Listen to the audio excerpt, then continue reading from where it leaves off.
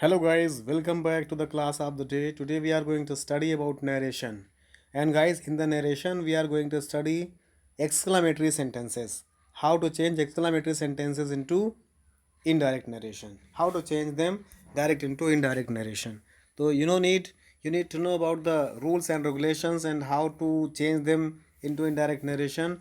I will explain in this video with the rules and with the examples. तो शुरुआत करते हैं guys. इसका पहला नियम कहता है कि रिपोर्टेड स्पीच में दिए गए विस्मयादिबोधक शब्द के अनुसार रिपोर्टिंग वर्ब को निम्नलिखित प्रकार से बदलते हैं। ठीक है ना, याद रखिएगा। हर एक्सक्लामेटरी सेंटेंस के लास्ट में एक्सक्लामेशन वर्ड के बाद एक एक्सक्लामेशन मार्क लगा होता है। एक्सक्लामेटरी वर्ड के बाद एक एक्सक्लामेशन मार्क ज़रूर लगा होता है। जैसे ये हो सकता है, जैसे हुर्रे हुर्रे लगा हो सकता है। तो हुर्रे क्या शो करता है? हुर्रे हर्ष या खुशी प्रकट करता है।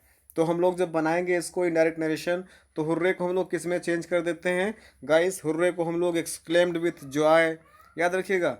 एक्सक्लेम्ड विथ तो आपको रखना ही है। एक्सक्लेम विथ जॉय में चेंज कर सकते हैं, एक्सक्लेम विथ हैप्पीनेस में चेंज कर सकते हैं, एक्सक्लेम विथ डिलाइट चेंज कर सकते हैं, या फिर एक्सक्लेम्ड विथ प्लीज़र में चेंज कर सकते हैं। बट गाइज याद रखिएगा, आपको एक्सक्लेम्ड विथ लगाना ही पड़ेगा। ठीक है ना। Exclaim with Joy, exclaim with happiness, exclaim with delight, या फिर एक्सक्लेम्ड विथ प्लीज़र, इसका प्रयोग कर सकते हैं। ठीक है ना। उसी प्रकार से अगर दिया हुआ है उसमें एलॉस, एलॉस दिया हुआ है। एलॉस का क्या होता है? शोक प्रकट करना, अर्थात एलॉस क्या शो करता है? दुख प्रकट करता है। अगर उसमें रिपोर्टेड स्पीच की शुरुआत एलॉस से हो रही है, दुख प्रकट करने से हो रही है, तब रिपोर्टिंग वर्ब में कहाँ पर कोई चेंज करेंगे? रिपोर्टिंग वर्ब में हम लोग एक्सक्लेम्ड विथ रिग्रेट कर सकते हैं, एक्सक्लेम विथ सारो कर सकते हैं, या फिर एक्सक्लेम्ड विथ ग्रीफ कर सकते हैं। किस में चेंज करना है? रिपोर्टेड स्पीच में आए हुए एलॉस को। अगर ऐसा आता है तो उसको हम लोग हटा देते हैं, और इधर हम लोग रिपोर्टिंग वर्ब में एक्सक्लेम्ड विथ इसके बाद कोई एक का प्रयोग कर सकते हैं, चाहे ग्रीट का, चाहे सारो का, चाहे ये। तो गाइज इसको आपको याद रखना है कि एक्सक्लेम विथ रिग्रेट, सॉरो या फिर ग्रीफ का प्रयोग एलास को हटा करके करते हैं। आगे बढ़ते हैं। उसी प्रकार से अगर आपको ये चीज़ रिपोर्टेड स्पीच में सेंटेंस की शुरुआत, एक्सक्लेमेटरी सेंटेंस की शुरुआत, या फिर उस पर कहीं पर भी फू दिया हो सकता है, फाइव दिया हो सकता है, फो दिया हो सकता है, फम, इन सब का मतलब होता है घृणा करना, डिसलाइक करना, डिसग्रेस करना। ठीक है ना। तो हम लोग डिसगस्ट करना भी हो सकता है, स्कॉर्न करना भी हो सकता है, डिस्पाइज करना भी इसको कहते हैं, घृणा करना। जब इसको हम लोग चेंज करेंगे तो किस प्रकार से इसको चेंज करते हैं वो समझना ज़रूरी है। हम लोग इसको चेंज कर देंगे, एक्सक्लेम विथ तो आपको लगाना ही है। इसके बाद आप लोग क्या लगा दोगे? आप चाहें तो उसमें हेट्रेड का प्रयोग कर सकते हैं, स्कॉर्न का प्रयोग कर सकते हैं, और डिस्पाइस का प्रयोग कर सकते हैं, या फिर डिसगस्ट का प्रयोग कर सकते हैं। कब कैसे करेंगे? ये आपको ये फू, फाई, फो या फिर फार्म को हटा देना है, और आपको रिपोर्टिंग वर्ब में, अर्थात जो कॉमा और कॉमा के बाहर होता है, रिपोर्टिंग स्पीच बोलते हैं। तो रिपोर्टिंग स्पीच की वर्ब को रिपोर्टिंग वर्ब बोलते हैं। तो रिपोर्टिंग वर्ब के स्थान पर आपको क्या लिखना है? एक्सक्लेम्ड विथ, ये तो लिखना ही है साथ में। एक्सक्लेम विथ तो आपको लिखना ही है साथ में, एक्सक्लेम विथ हेट्रेड, या एक्सक्लेम विथ स्कॉर्न, या फिर एक्सक्लेम विथ डिस्पाइज, या फिर एक्सक्लेम विथ डिसगस्ट, इनका भी प्रयोग करना ज़रूरी है। चलिए, इसके स्थान पर यदि वहाँ पर ओह मिल सकता है, ओह मिल जाए। ओह मीन्स आश्चर्य के लिए होता है। ओह किसके लिए होता है? आश्चर्य प्रकट करने के लिए होता है। अगर ऐसा मिलता है तो हम लोग वहाँ पर क्या करेंगे? वहाँ पर एक्सक्लेम्ड विथ वंडर, या एक्सक्लेम विथ सरप्राइज, या एक्सक्लेम विथ एस्टोनिशमेंट का प्रयोग करते हैं। किसके स्थान पर? ओह के स्थान पर। ओह कहाँ मिलेगा आपको? रिपोर्टेड स्पीच वाले पार्ट में आपको मिलेगा। ये चेंज कहाँ पर करना है आपको? रिपोर्टिंग वर्ब में चेंज करना है। क्लियर है ना गाइस? चलिए आगे बढ़ते हैं, ध्यान से समझते चलिएगा। I hope nothing should be leave by me, all your questions will be solved if you watch the video till end. चलो देखते हैं, इसका रूल 2 कहता है। ये तो आपका रूल फर्स्ट हो गया था इस प्रकार से कि एक्सक्लामेटरी वर्ड को आपको किस में हटाना है, इसके बाद रिपोर्टिंग वर्ब में उसका क्या प्रभाव पड़ना है। इसका दूसरा नियम कहता है कनेक्टिव के रूप में दैट का प्रयोग करते हैं। कनेक्टिव बोल सकते हैं इसको, या इसी को हम कंजंक्शन बोल सकते हैं, या कनेक्टिंग वर्ड बोल सकते हैं। तो क्या कनेक्टिंग वर्ड के रूप में हम दैट का प्रयोग करते हैं, ठीक है ना। और उसमें एक्सक्लामेटरी मार्क या विस्मय बोधक शब्द तथा उस चिन्ह को भी हम लोग हटा देते हैं। क्या, जब हम लोग दैट का प्रयोग कर लेंगे तो दैट का प्रयोग करने के बाद हम लोग एक्सक्लामेटरी वर्ड और एक्सक्लामेशन मार्क दोनों को हटा देते हैं। इसके बाद एग्जाम्पल के द्वारा इसको समझते हैं। एग्जाम्पल से इसको समझ कर देखते हैं। पहला एग्जाम्पल लिखा हुआ है, Hari said hurray I have scored 2 goals. कहता है हरी, राम कहता है कि हुर्रे, खुशी की बात है, आई हैव स्कोर्ड 2 गोल्स, मैंने 2 गोल्स स्कोर कर लिए, अर्थात मैंने 2 गोल स्कोर कर लिए हैं। तो खुशी की बात है, यहाँ पर हुर्रे का प्रयोग किया गया है। तो आपको मैंने क्या कहा था, जब हुर्रे का प्रयोग करना होगा तो हम लोग क्या करेंगे, रिपोर्टिंग वर्ब को चेंज करके एक्सक्लेम्ड विथ जॉय का प्रयोग करते हैं। गाइस क्लियर है ना, एक्सक्लेम्ड विथ जॉय का प्रयोग करते हैं। और उसके बाद हम लोग कॉमा और इन्वर्टेड कॉमा को हटाकर किसका प्रयोग करते हैं, कॉमा और इन्वर्टेड कॉमा को हटा करके हम लोग दैट का प्रयोग करते हैं। अब देखिए आई लिखा हुआ है, आई कौन सा पर्सन है गाइस, आई फर्स्ट पर्सन है। याद करिए आप लोग, मैंने क्या बताया था, SON बाई 1 2 3 शॉर्टकट में। आई, ये एस से क्या होता है, S for subject, O for object, N for no change. उसी प्रकार 1 for first person, 2 for second person और 3 फॉर थर्ड पर्सन होता है, ठीक है ना गाइस। तो यहाँ पर देखिए क्या लिखा हुआ है, यहाँ पे लिखा हुआ है, यहाँ पे लिखा हुआ है आई मीन्स क्या होता है, मैं, आई फर्स्ट पर्सन है। ये बदलेगा रिपोर्टिंग स्पीच के सब्जेक्ट के अनुसार। रिपोर्टिंग स्पीच सब्जेक्ट क्या है, राम है, और राम का प्रोनाउन क्या होता है, राम का प्रोनाउन ही होता है। तो यहाँ पर देख सकते हैं आप लोग क्या हो गया है, ही हो गया है।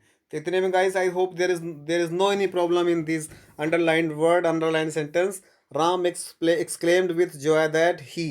ओके क्लियर है। अब देखो बेटा, यहाँ पर सेड लिखा हुआ है, पास्ट टेंस में है ना, तो हैव लिखा हुआ है, हैव पास्ट टेंस में जाएगा तो हैड हो जाता है, हैड स्कोर्ड 2 गोल्स, ठीक है ना। बस इतना सा अंतर है, कुछ भी मैंने नहीं किया है, सारे पुराने कॉन्सेप्ट्स हमने लगा दिए हैं। बस आपको केवल समझना होता है कि किस तरह से हम लोग फार्मूला यूज़ करके इसको सही तरीके से समझ जाते हैं, ठीक है ना।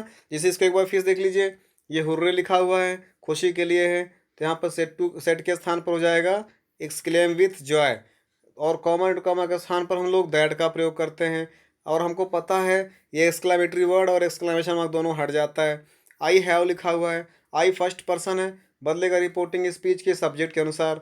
रिपोर्टिंग स्पीच सब्जेक्ट राम है, राम का प्रोनाउन होता ही है, तो यहाँ पर हमने ही लिख दिया। हैव, चूँकि रिपोर्टिंग वर्ब पास्ट टेंस में है इसलिए रिपोर्टिंग स्पीच का टेंस बदलेगा, हैव हो जाएगा हैड में, हैड लिख दिया हमने। बाकी हैड स्कोर्ड 2 गोल्स हमने पूरा वैसे कर दिया गाइस। तो I hope there is no problem with it. समझते चलिएगा, वीडियो पूरा अंत तक देखिएगा, इसके बाद एक दोबारा और रिपीट करिएगा, फिर इसके बाद आप लोग फेयर कॉपी में नोट डाउन करिएगा गाइस। कहते हैं ना, थोड़ा पढ़िए लेकिन पूरा पढ़िए, थोड़ा पढ़िए, जो भी पढ़िए वो सॉलिड पढ़िए, इसलिए मैं आपको सॉलिड चीज़ें बता रहा हूँ। कॉन्सेप्ट आपको क्लियर रखना है, भूलना बिल्कुल नहीं है। आगे बढ़ते हैं गाइस, चलिए एग्जाम्पल नंबर 2 देखते हैं। दूसरा नियम कहता है, एग्जाम्पल नंबर 2 को समझते हैं। दूसरा नियम है, Hari said alas Ram is dead, alas Ram is dead. Alas का प्रयोग किसके लिए होता है, दुख प्रकट करने के लिए होता है। किसके लिए होता है, दुख प्रकट करने के लिए एलॉस का प्रयोग करते हैं। राम इज डेड, राम की मृत्यु हो गई है, एलॉस दुखद है, हरी सेड, हरी ने कहा। तो गाइज याद है आपको, एक्सक्लेम एलॉस है तो चेंज करेंगे किस में, एक्सक्लेम्ड विद सॉरो में, या इस प्रकार से मैंने आपको ग्रीफ में अन्य चीज़ बताई थी उसमें भी आप लोग चेंज कर सकते हैं। तो हो जाएगा हरी एक्सक्लेम विथ ग्रीफ या हरी एक्सक्लेम विथ सॉरो। अब इसके बाद क्या है, कॉमा और इन्वर्टेड कॉमा है, इसको हम लोग हटाकर दैट का प्रयोग करते हैं। एलॉस को हम हटा देते हैं। राम, देखिए रिपोर्टिंग वर्ब पास्ट टेंस में है, रिपोर्टेड स्पीच का टेंस बदलेगा, इज हो जाएगा, इज है तो वाज हो जाएगा, और डेड डेड रहेगा। तो पूरा मिलाकर क्या हो गया, ये पूरा मिलाकर क्या हो गया, Hari exclaimed with sorrow that Ram was dead. Clear है ना, वेरी गुड। चलिए उसी प्रकार से एग्जाम्पल को भी आपको ध्यान से समझना है। एग्जाम्पल क्या कहता है, he said alas I am undone. Undone means अधूरा। ठीक है भाई गाइस, यहाँ पर भी देखिए क्या लिखा है, लॉस लिखा है, दुखद है, दुख प्रकट कर रहा है ना, तो एक्सक्लेम विथ सारो हो जाएगा। इसके बाद क्या है, ये आई लिखा, दैट लगा देंगे, पता है ना सबको, दैट लगा देंगे। आई है फर्स्ट पर्सन बदलेगा रिपोर्टिंग स्पीच के सब्जेक्ट के अनुसार। ही एम लिखा हुआ है, क्या इज एम आर बदलता है वाज या वर में, वाज हो गया। अनडन, तो पूरा मिलाकर क्या समझेंगे इसको, कैसे हो जाएगा, he exclaimed with sorrow that he was undone. कैसे चेंज किया हमने, ये एलॉस लिखा हुआ है तो रिपोर्टिंग वर्ब, एलॉस तो हट जाएगा, रिपोर्टिंग वर्ब बदलेगा एक्सक्लेम विथ सॉरो, कॉमा और इंट्रो कॉमा को हटाकर दैट का प्रयोग कर दिया। आई के स्थान पर हमने ही कर दिया, एम के स्थान पर, एम क्या है प्रेजेंट टेंस में है, रिपोर्टिंग वर्ब पास्ट टेंस में है, इसलिए एम के स्थान पर वाज हो जाएगा। और लास्ट में क्या बच रहा है, अनडन बच रहा है गाइस। तो ये इस प्रकार से आपको क्लियर करके समझना है, ध्यान समझते चलना है। उसी प्रकार से आगे बढ़ते हैं। नियम नंबर 3, रूल 3 समझते हैं। तीसरा नियम क्या कहता है गाइस, ध्यान से समझिएगा। तीसरा नियम कहता है कि रिपोर्टिंग स्पीच में ब्रावो, ब्रावो मीन्स क्या होता है, शाबाशी देना, शाबाश बहादुरी का, उसको कंग्रेचुलेशन देना, पीठ थपथपा करके शाबाशी देना, शब्द का प्रयोग किया गया हो तो रिपोर्टिंग वर्ब को अपलाउडेड में बदल कर निम्न प्रकार से इनडायरेक्ट में बदलते हैं। कैसे, निम्न प्रकार से, ध्यान सुनिएगा फिर से। रिपोर्टिंग स्पीच में ब्रावो या शाबाशी शब्द का प्रयोग किया गया हो तो रिपोर्टिंग वर्ब को अपलाउडेड में बदलकर निम्न प्रकार से इनडायरेक्ट स्पीच में बदलते हैं। वो निम्न प्रकार कौन सा है, चलिए एग्जाम्पल के द्वारा समझते हैं वो निम्न प्रकार को। जैसे लिखा हुआ है, ध्यान से समझिएगा, लिखा हुआ है Ram says bravo, well played Ravi, bravo शाबाश, वेल प्लेड रवि, रवि तुमने अच्छा खेला। ये क्या है, डायरेक्ट नरेशन है। चेंज किस में करना है, इनडायरेक्ट नरेशन में चेंज करना है।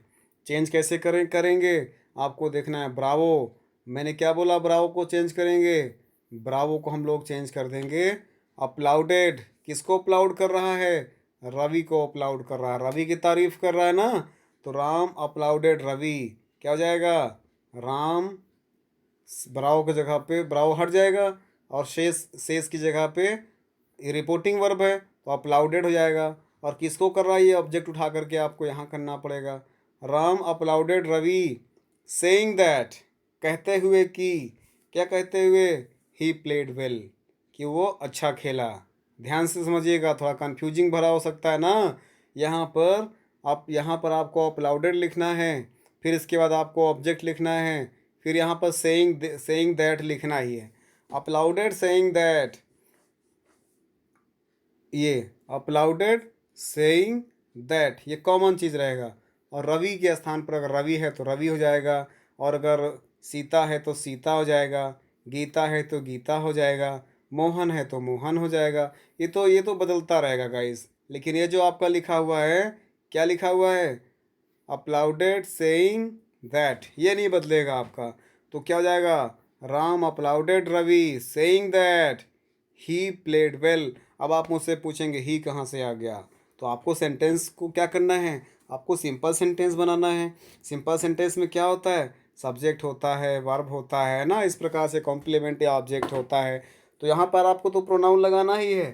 प्रोनाउन किसके किसके लिए कह रहा है, किसको कह रहा है, रवि को कह रहा है, और रवि का प्रोनाउन क्या होता है, ही होता है ना। इस तरह से इसको आपको समझते चलना है गाइस, बहुत ध्यान से समझना है। इस एग्जाम्पल को और ध्यान से समझिएगा, क्लियर हो जाएगा आपको। इसलिए मैंने दो दो एग्जाम्पल इसके ले लिए हैं। Hari said bravo you have done well, ये लिखा हुआ है डायरेक्ट नरेशन में। इसको आपको गाइस इनडायरेक्ट नरेशन में चेंज करना है। चेंज करेंगे तो कैसे चेंज करेंगे, इसको ध्यान से समझिएगा। देखिए, अपलाउडेड तो लिखना ही है, सेइंग दैट आपको लिखना ही है। ध्यान समझिएगा, फिर से डिस्टर्ब कर रहा है ना बहुत अंडरलाइन करने से। चलिए, अपलाउडेड सेइंग दैट, ये तो आपको करना ही है। अब देखो गाइज, यहाँ पर हिम कैसे आ गया, यहाँ पर देखो यू लिखा है ना, यू यू लिखा हुआ है ना। चलिए, तो हरी अपलाउडेड, अब देखो भाई किसको कह रहा है, यू हैव डन वेल, तुमने अच्छा काम किया। तुमने अच्छा काम किया। तुम यहाँ पर देखो गाइस, किसके लिए बोल रहा है? तुमने अच्छा काम किया। यू, और वहाँ पर सामने वाला कोई भी हो सकता है, इसलिए हमने आप चाहें तो यू को यू रहने दे सकते हैं, लेकिन अच्छा नहीं लगेगा, इसलिए मान लो हम लोग हरी सेड टू हिम मान लो, अच्छा एक प्रकार से हरी सेड टू हिम, तो यहाँ पर ये यू सेकंड पर्सन बदलेगा ऑब्जेक्ट के अनुसार। ऑब्जेक्ट क्या हो जाएगा यहाँ पर? हिम, तो यहाँ पर हमने हिम कर दिया गाइस। लेकिन एक और चीज़ है, जब आपको ऐसी स्थिति आ जाए और आपको ऑब्जेक्ट ना दिया हो, तो आप वहाँ पर सब्जेक्ट को ही ऑब्जेक्ट मान लें, वो भी बेस्ट तरीका होता है। मान लीजिए हम लोग यहाँ पर ये यू है, बदलेगा ऑब्जेक्ट के अनुसार। ऑब्जेक्ट यहाँ पर नहीं दिया हुआ है, तो इसको हम लोग चेंज कर देंगे सब्जेक्ट के अनुसार। हरी है तो हरी के लिए भी ही होता है, क्योंकि यहाँ पर ऑब्जेक्टिव केस में रखना है, इसलिए हरी हरी मीन्स ही का ऑब्जेक्टिव केस हिम हो गया। तो Hari applauded him saying that he had done well. यहाँ पर भी ही किसके लिए है? जो जो आपने कल्पना किया है ना, ही कल्पना कर लिया आपने, किसी व्यक्ति को कह रहा है, तो इसलिए हमने फिर यहाँ पर ही हैड डन वेल। अब देखो यहाँ पर हैव है, तो आप बोलोगे मुझसे सर यहाँ पर तो हैव है, आपने हैड क्यों कर दिया गाइस? याद रखिएगा सेड पास्ट टेंस में है ना, इसलिए रिपोर्टेड स्पीच का टेंस बदलेगा, इसलिए हमने यहाँ पर हैव के स्थान पर हैड कर दिया है। डन, वेरी गुड, समझते रहिएगा। चलिए उसी प्रकार से अगला रूल समझते हैं। रूल 4 समझते हैं। अगला रूल 4 क्या कहता है, ध्यान से समझिएगा। नियम चौथा कहता है, वाट या हाउ से प्रारंभ होने वाले विस्मयादिबोधक वाक्यों में रिपोर्टिंग वर्ब को एक्सक्लेम्ड विथ सरप्राइज वंडर में बदलकर दैट या हाउ शब्द हटा देते हैं। कर्ता तथा क्रिया का स्थान परस्पर बदलकर एडजेक्टिव से पहले वेरी, ग्रेट, बिग, एक्सट्रीमली जैसे शब्द लगाकर इनडायरेक्ट स्पीच में बदलते हैं। फिर से इसको एक बार समझिएगा। जब कोई सेंटेंस हाउ या वाट या हाउ से प्रारंभ होने वाले विस्मयादिबोधक वाक्यों में रिपोर्टिंग वर्ब को एक्सक्लेम विथ सरप्राइज किस में चेंज कर देते हैं? एक्सक्लेम्ड विथ तो आपको लगाना ही है, क्या? एक्सक्लेम्ड विथ तो आपको लगाना ही है। एक्सक्लेम विथ सरप्राइज या वंडर में बदल देते हैं। कब? जब हमारा रिपोर्टेड स्पीच का सेंटेंस वाट या हाउ से प्रारंभ होता है। इसे कहते हैं ना, what a beautiful building this is, या हाउ ब्यूटीफुल यू आर। यहाँ पर किसके लिए होता है? सरप्राइज, वंडर, आश्चर्य के लिए हो रहा है, इसलिए यहाँ पर एक्सक्लेम्ड विथ सरप्राइज या एक्सक्लेम्ड विथ वंडर का प्रयोग करते हैं और वाट या हाउ शब्द को हटा देते हैं। और थोड़ा समझिएगा, कर्ता तथा क्रिया का स्थान परस्पर बदलकर एडजेक्टिव से पहले वेरी या ग्रेट या बिग या एक्सट्रीमली शब्द लगाकर इनडायरेक्ट स्पीच में चेंज करते हैं। कैसे? कहने का तात्पर्य हुआ कि जब वो हमारा एक्सक्लेमेटरी सेंटेंस दिया हुआ है, उसको हम लोगों को सिंपल सेंटेंस में चेंज कर देना होता है, और साथ में एडजेक्टिव से पहले हमें वेरी, ग्रेट, बिग या एक्सट्रीमली जैसे शब्दों का प्रयोग करना होता है। चलिए गाइज, एग्जाम्पल्स इसको समझते हैं। एग्जाम्पल आपके लिए बेस्ट होगा। एग्जाम्पल के माध्यम से आप कोई भी चीज़ को आसानी से समझ जाते हो ना, आई होप सो। चलिए एग्जाम्पल से इसको समझने की कोशिश करते हैं। जैसे लिखा हुआ है, Ram said what a good player he is, वह कितना अच्छा खिलाड़ी है। Ram said what a good player he is, वह कितना अच्छा खिलाड़ी है। व्हाट मीन्स क्या यहाँ पर नहीं होगा क्या वह अच्छा खिलाड़ी है, नहीं, यहाँ पर क्या है? एक्सक्लामेशन मार्क का प्रयोग किया गया है ना गाइज। जब एक्सक्लामेशन प्रयोग किया जाएगा, एक्सक्लामेशन मार्क का प्रयोग किया जाएगा, आश्चर्य सूचक मार्क का प्रयोग किया जाएगा या चिन्ह का प्रयोग किया जाएगा, इसका मतलब क्या है? आश्चर्य, विस्मय वाली बात हो रही है यहाँ पर, ठीक है ना गाइस। चलिए इसको चेंज कैसे करना है, मैंने क्या बताया था। जब रिपोर्टेड स्पीच वाट या हाउ से प्रारंभ होता है, तो हम लोग रिपोर्टिंग वर्ब को चेंज कैसे करते हैं? एक्सक्लेम्ड विथ सरप्राइज या एक्सक्लेम्ड विथ वंडर में चेंज कर देते हैं, और कॉमा और इनवर्टेड कॉमा को हटाकर दैट का प्रयोग करते हैं। इसके बाद बचे सेंटेंस को हम सिंपल सेंटेंस में चेंज कर देते हैं। सिंपल सेंटेंस में इस क्या?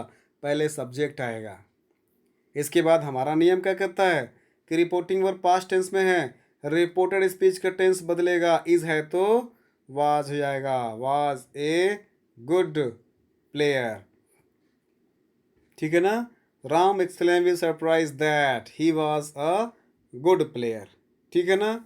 चलो गाइस दूसरा समझते हैं, दूसरा एग्जांपल समझते हैं। दूसरा एग्जांपल लिखा हुआ है, Hari said to her what a beautiful flower. क्या लिखा हुआ है? Hari said to her what a beautiful flower. चलिए भाई,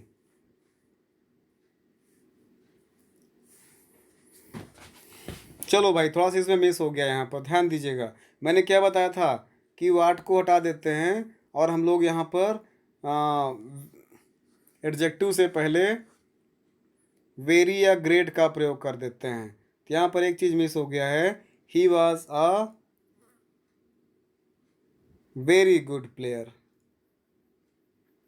ये ही वॉज अ वेरी, इसके बाद गुड प्लेयर, याद रहेगा ना? तो क्या जाएगा? Ram exclaim with surprise that he was a very good player. ठीक है ना? चलो, समझ रहे हैं आप लोग मेरी बात को ना? चलिए आगे बढ़ते हैं। अच्छा, उसी प्रकार यहाँ पर देखिए थोड़ा सा एक शब्द मिस हो गया। Hari said to her what a beautiful flower. Hari ने उससे कहा कितना सुंदर फूल है यहाँ, क्या कितना सुंदर फूल है। तो भाई क्या है, यहाँ पर पूछ नहीं रहा है कितना सुंदर फूल है, बल्कि वो आश्चर्य से कह रहा है कि वाह कितना सुंदर है यहाँ, यह फूल कितना सुंदर है। यहाँ पर भी आश्चर्य की बात हो रही है। तो हम लोग ये सेड टू के स्थान पर क्या लिखेंगे?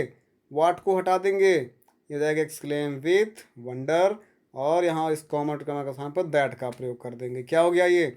हरी एक्सक्लेम विथ वंडर दैट। अब देखो गाइस, यहाँ पर हमको सब्जेक्ट लिखना पड़ेगा। बिना सब्जेक्ट लिखे सेंटेंस हमारा सिंपल सेंटेंस बनेगा ही नहीं। हमने पहले ही कहा कि आपको बचा हुआ सेंटेंस को, एक्सक्लेमेटरी सेंटेंस को सिंपल सेंटेंस बनाना है। जैसे व्हाट अ ब्यूटीफुल फ्लावर, कितना सुंदर फूल है यहाँ। तो अगर इसको आप सिंपल सेंटेंस में कहोगे तो क्या कहोगे? यह फूल बहुत सुंदर है, कितना सुंदर फूल है यहाँ। इसको सिंपल सेंटेंस में क्या बोलोगे? यह फूल बहुत सुंदर है। ठीक है ना गाइस? यह फूल बहुत सुंदर है, बस इसी को आपको यहाँ लिखना है। चलिए तो समझते हैं इसको गाइस। ये जगह हरी एक्सक्लेम विद वंडर दैट, इतना क्लियर है आपको? इट आपको लगाना पड़ेगा क्योंकि आपको यहाँ पर सब्जेक्ट खोजना है। सुंदरता, फूल के बारे में बात हो रहा है, फूल का प्रोनाउन हम लोग इट लिख देते हैं, इट।